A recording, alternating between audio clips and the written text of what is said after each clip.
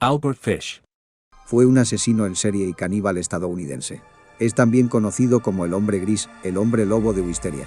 Afirmaba haber abusado y asesinado a más de 100 inocentes, y fue sospechoso de al menos 100 asesinatos.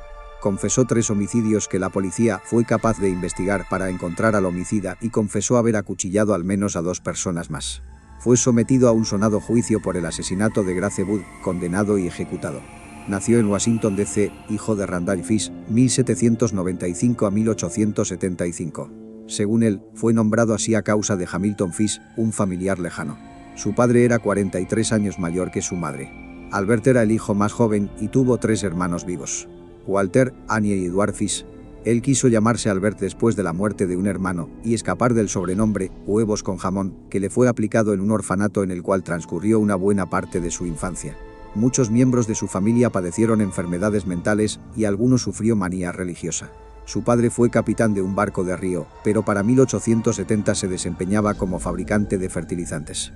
El viejo Fish murió de un infarto de miocardio en la estación Sixth Street del ferrocarril de Pensilvania en 1875. La madre de Albert lo envió a un orfanato cuando apenas contaba con 5 años. Ahí fue azotado y golpeado frecuentemente y, después de un tiempo, descubrió que disfrutaba del dolor físico. Los golpes le provocarían placer frecuentes, por lo que los demás huérfanos lo molestaban. Para 1879, su madre consiguió un empleo en el gobierno y fue capaz de cuidarle.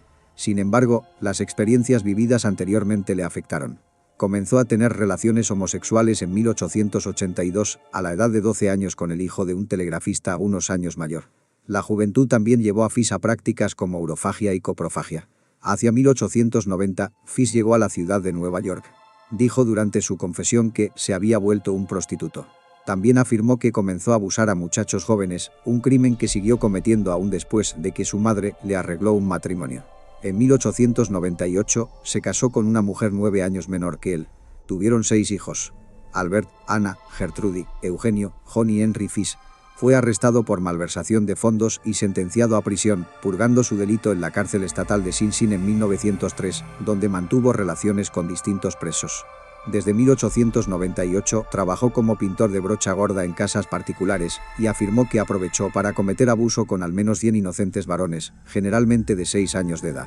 Fish comenzó a intensificar sus visitas a burdeles, en donde pedía a las trabajadoras que le azotaran y golpearan. Recordó un incidente en el cual un amante masculino lo llevó a un museo de cera con modelos anatómicos, en donde Fish quedaría fascinado con la disección de miembros masculinos. Poco después desarrollaría un interés mórbido por la castración. Hacia 1910, durante una relación con un hombre con una discapacidad mental, Fish procuró castrarlo después de atarle. El hombre gritó tanto que Fish se asustó y huyó.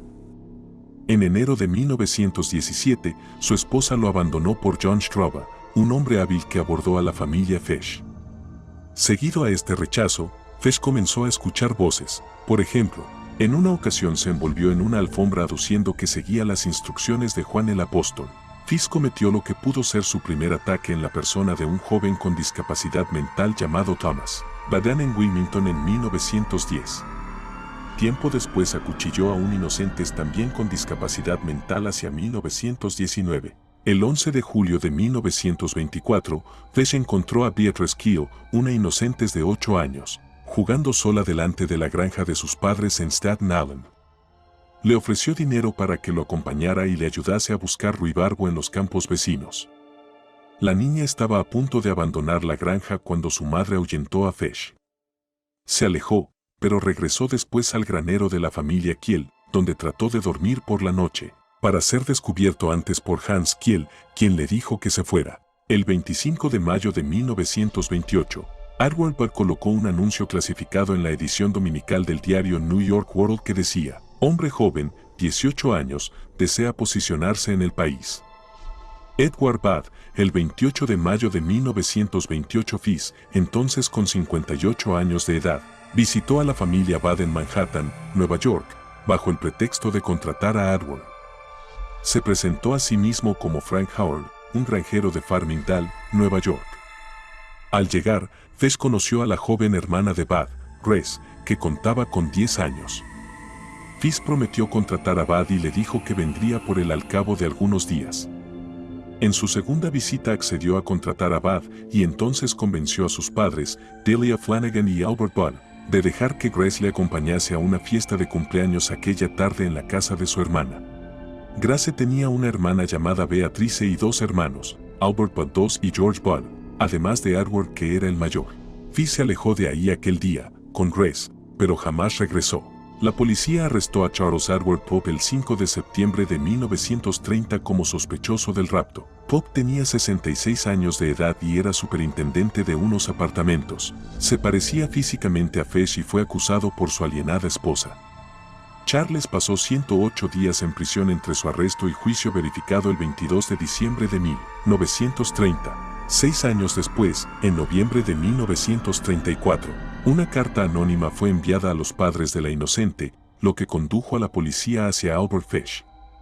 La carta se cita abajo, con errores gramaticales y faltas de ortografía de Fish. La señora Budd era analfabeta y no podía leer la carta por ella misma, así que se la dio a su hijo para que la leyera.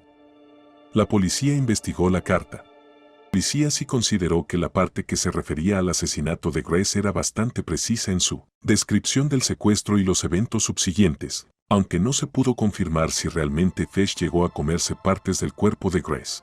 La carta fue entregada en un sobre que tenía un pequeño símbolo hexagonal con las siglas NYPCBA, que significa Mutua Privada de Chóferes de Nueva York. Un portero de la compañía dijo a la policía que él había tomado algunos de un escritorio pero que los dejó. La propietaria de los apartamentos alquilados dijo que Fish se había alojado en ese cuarto unos días antes. Dijo que el hijo de Fish le mandaba dinero y le había pedido que retuviera su siguiente cheque para él. William King, el director de investigación, esperó fuera de la habitación hasta que Fish regresó. Accedió a ir a comisaría para ser interrogado, pero en la puerta principal amenazó a King con una navaja en cada mano. King desarmó a Fish y lo llevó a la comisaría de policía. Fish no hizo el intento de negar el asesinato de Grace Budd, diciendo que él pretendía ir a la casa para llevarse y asesinar a Edward Budd, el hermano de Grace, pero cambió de idea al verla a ella. Un inocente de 4 años llamado Billy Gaffney se encontraba jugando en el patio afuera del apartamento de su familia en Brooklyn con su amigo, Billy Beaton, de 3 años, el 11 de febrero de 1927. Ambos chicos desaparecieron, pero el amigo fue encontrado en el tejado del edificio de apartamentos. Cuando se le preguntó sobre qué había pasado con Gaffney, Beaton dijo, el coco se lo llevó. Inicialmente Peter Kulzenowski era sospechoso del asesinato de Gaffney. Entonces Joseph Meehan, un conductor de tranvía de Brooklyn, vio una foto de Fish en los diarios y lo identificó como el anciano que vio el 11 de febrero de 1927, tratando de calmar a un niño sentado a su lado en el tranvía. El chico no llevaba chaqueta y lloraba por su madre y fue arrastrado por el hombre fuera del vehículo. La policía comparó e igualó la descripción del niño con la filiación de Billy. El cuerpo de Gaffney nunca fue recuperado. La madre de Billy visitó a Fish en la prisión de Sing Sing para tratar de obtener más detalles de la muerte de su hijo. Fish había sido arrestado en mayo de 1930 por haber enviado una carta obscena a una mujer afroamericana contestando un anuncio en que ella se ofrecía como sirvienta. Tras su arresto, fue enviado al Hospital Psiquiátrico Bellevue en 1930 y 1931 para su observación. Tras unos meses, creyeron sus trastornos sexuales fruto de demencia senil y le dieron el alta. El juicio de Albert Fish por el asesinato premeditado de Grace Budd comenzó el lunes 11 de marzo de 1935 en White Plains, Nueva York, con Frederick P. Close como juez y como abogado fiscal de distrito Albert F. Gallagher. James Dempsey fue el abogado defensor de Fish. El juicio duró 10 días. Fish alegó locura y clamó haber escuchado voces de Dios ordenándole matar a los niños.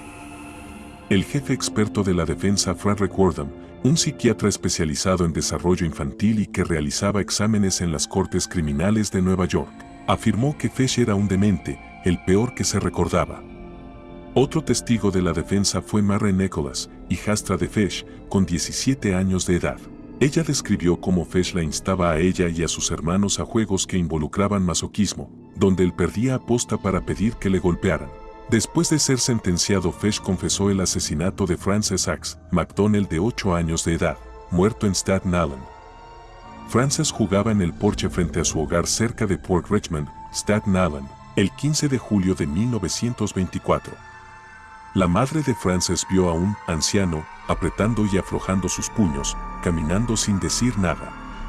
Después, durante el día, el anciano fue visto nuevamente, pero esta vez observaba a Frances y a sus amigos jugar.